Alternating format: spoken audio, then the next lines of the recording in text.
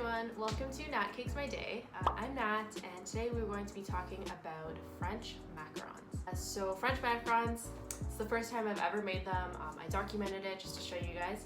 It's honestly not that bad. It's a huge hit or miss when it comes to macarons, but in terms of the amount of ingredients and the process, it's really not too stressful. So I'm just gonna go ahead and show you what I did and then tips and tricks of how I've come along in the past few runs that I've done. So let's get started.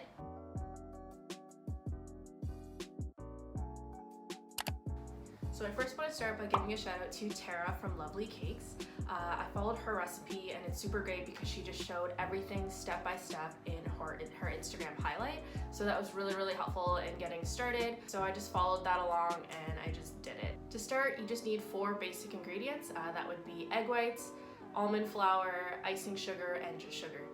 And vanilla, of course. These are vanilla French macarons. And then you also need a food scale. So I never had a food scale before. I didn't think you needed it, but it is crucial for macarons because you're measuring things by the gram, and grams don't perfectly weigh to a cup or a measurement like that. So you do need to get a food scale. I did end up getting one on Amazon for like 20 bucks and it works great. Oh, and the last thing you need as well is a silicone mat. I definitely recommend that. I got 2 of them on Amazon. I think they were about like $16. They're super helpful because they also have like the circle shapes on them, so you can go ahead and trace very easily. But you can also trace on circles using like a shot glass I've seen on parchment paper. But I do like the silicone mats because it does make it very flat and even. I still have more testing to do, but I would definitely get started with a silicone mat. And that's all you need. So if you're interested in making French macarons, then keep on watching.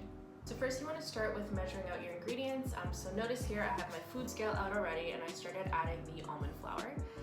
I also have a sieve here ready to go too. And then once I have my almond flour measured out, I go ahead and restart my scale and start adding my icing sugar. Notice here as well, I'm so particular with how much is going in based on the grams. For my first trial run, I was very nervous, so I had to make sure I was perfectly on the gram. But then I also realized after a few runs that you're going to miss a few grams of things that you put in through a sieve or when you put it in the food processor, whatever it may be. So would I care exactly about the grams like I did the first time? Probably not. Should be fine, but just get as close as you can for sure. And then once you have all your ingredients in there, you're gonna go ahead and run it through the sieve, I don't know what it's called. Notice here this was so tedious. Like they were not going through my sift very well. I ended up switching over to another bowl. I was shaking the crap out of that thing. I was running my hands through it and I got frustrated where I was just like, you know what, this is enough. I'm just gonna dump this into my mix and just go ahead and mix it up. I also used a whisk as well to hopefully that helped it out. And then the next thing we have here is my egg whites. I probably recommend using just an egg white from a carton rather than wasting all the yolks. People say fresh egg whites are better. Don't really know, I think they honestly are the same thing to me. But notice here is again, I'm like very tedious with the gram. I have to like scoop it out with a spoon.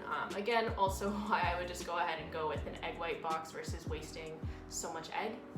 And then once you have all of your ingredients measured out, you can go ahead and start using your mixer. I've gone ahead and put my egg whites into a bowl, a nice clean bowl. I also use a little grip mat under so my bowl wouldn't move around too much. And then I'm gonna go ahead and start mixing that with my hand mixer. As you're mixing, Tara says to go for about 2 minutes on low speed so you get a little bit of a frothiness. And then after that you go 2 minutes on medium and then you start adding your sugar. So I've already, again, pre-measured my sugar, so I'm gonna slowly start adding that in. And then after 2 minutes again, we're gonna go on a high speed.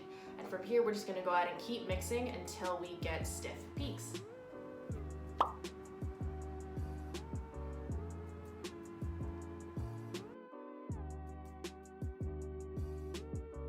So notice here, I have some nice, stiff, happy peaks. The one thing that I would note too, just looking back on this, I have again made probably about 5 batches of macarons at this point, and this is my first. You don't want to over whip your egg whites, so I would recommend putting in your food coloring a bit before you hit your stiff peaks because then you don't want to over mix that. Just making sure you get your food coloring in there properly. This one I went ahead and used a blue gel coloring. This is just a Wilton brand. You can use of course whatever color you'd like. This is super concentrated, so the color does work very well.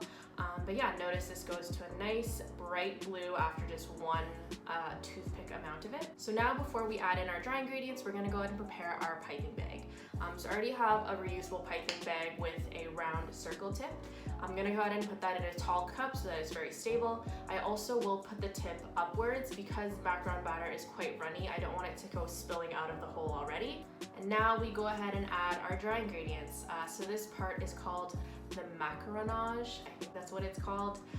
Tara says to add the whole amount of dry ingredients in there in one shot. I've seen other bakers put them in thirds. I think either one works. I've tried both, it doesn't make a huge difference. But what is important here is that you're gonna go ahead and nicely fold everything in. I don't know how many strokes it is. People say you're supposed to fold it exactly 25 to 30 times, whatever it is. I didn't count. I could probably look back and count at this point, but I just go ahead and mix that until you see a figure 8 appearing. That's what Tara said, that's what I went with for the first time. So notice here, as we're starting to get a lot runnier with the consistency, I'm just gonna keep running it to see how the ribbons go, and then eventually I will go ahead and get that figure 8. Once I'm happy with that figure 8, I know I'm gonna go ahead and fill in my bag. This only fits so much, there's lots of batter, so I'm gonna fill it as much as I can in my piping bag, and then I'm gonna go ahead and start piping out onto my silicone mats. So here I was pretty shaky. It was my first time. This is very nerve-wracking, but going well. You do want to go ahead and pipe a nice dollop, making sure it gets to the outside of your tracings, and then just end with a nice little comma. I think I'm pretty rookie with that comma for the first time. Again, super nervous, but honestly, it's very easy as you go along. Looking back on this footage as well, I do notice that the batter is a little thicker, and you'll notice that when you see like those commas still sticking up a bit. Lately when I've been making them, I did end up mixing it a little bit more so the batter was more runny, and that made it a lot more flat. It made it more spreadable on the silicone mat. So I'd probably recommend just mixing a little bit more to make sure that once you're piping, it should come out nice and flat. And once you're done piping your sheets, I did 2 full sheets of of my silicone mats. And then you're gonna go ahead and bang your trays. So this is just dropping your tray onto your counter. I've seen people drop it on the floor. I think that's a bit dramatic. I'd be really stressed to drop it on the floor, so I was not gonna do that. I'm just gonna go ahead and bang them against your counter just to get the air bubbles out. And then once you see some air bubbles, go ahead and get a toothpick or anything sharp like that and just go ahead and get those air bubbles out to make sure everything is nice and smooth. And now we let them rest. So Tara's recipe called for about 30 minutes of resting, and that's just leaving them out, letting them sit so that they can go ahead and get a film or a little bit of a cover on top, and then that way when you bake them, the feet will form very nicely. I did not wait 30 minutes, I waited about an hour because every time I touched the top it was still very sticky. There was no chance I was able to just run my finger on that and just be totally okay. So I kept letting them rest, and yeah, at about an hour I was just like, you know what, these are going in. So then I put them in for about 20 minutes at 285, and then I did see the feet form, which was really, really great. No browning either. That's probably why the oven temperature is a lot lower than most recipes that I've seen. But yeah, they worked out very well, came out great. They did come out hollow. So I did share all this on my Instagram stories. You can check that out on my macarons highlight. But all of them mostly came out hollow. Some were ripping off. Lots was going on, but macarons still taste so great, whether they're hollow, whether they're ripping apart, they are delicious. So obviously I'm not gonna waste them. And then yeah, I just went ahead and piped them. So I had some leftover vanilla buttercream I went ahead and piped them with. Super simple here. You're gonna go ahead and just pipe a nice little dollop right in the middle and sandwich 2 together. Because I knew they were hollow, I was going to be super, super careful when it came to sandwiching them together. So I went ahead and just twisted them on versus just squishing them on. So that was very helpful as well. And that was it. I did a taste test and it was delicious. I honestly forgot what macarons tasted like because I don't really buy macarons. They're like $3 a piece at the store and I just can't justify that for 2 bites of a dessert. So now that I can make them, I am very, very happy. And then I got these taste tested by my boyfriend and his friends who came home shortly after, and they said they were great, so I was super happy with how they turned out. and since then it's been quite a journey.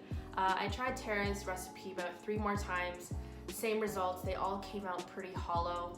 There are so many factors that come into play when it comes to macarons, whether you're over whipping your egg whites, over folding your batter, if it's humid outside, if your oven is too hot, not hot enough, whatever it may be. There's so many little things, and macarons are tedious in that way.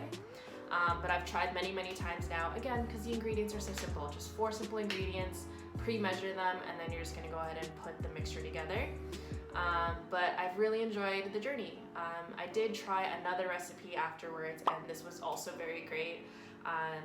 Her recipe was very different in terms of the measurements. There's a lot less icing sugar and a lot less egg white, but somehow they were still great.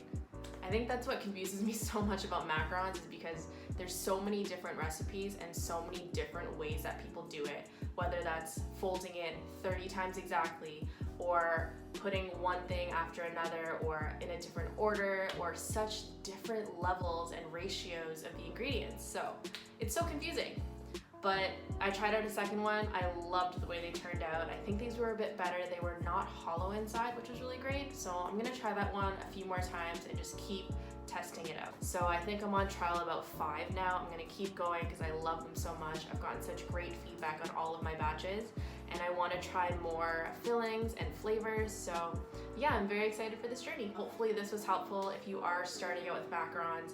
Hopefully it gives you a few basic tips and tricks on what you can and can't do, and the fact that you're very likely to fail when you're doing macarons. It's not easy. My first batch, honestly, I thought was so beautiful until I started making more and realized they did get prettier as I went. And I thought the first batch was so freaking pretty, but it was okay. That's all I have for you today. I hope you enjoyed watching, and I'll see you later.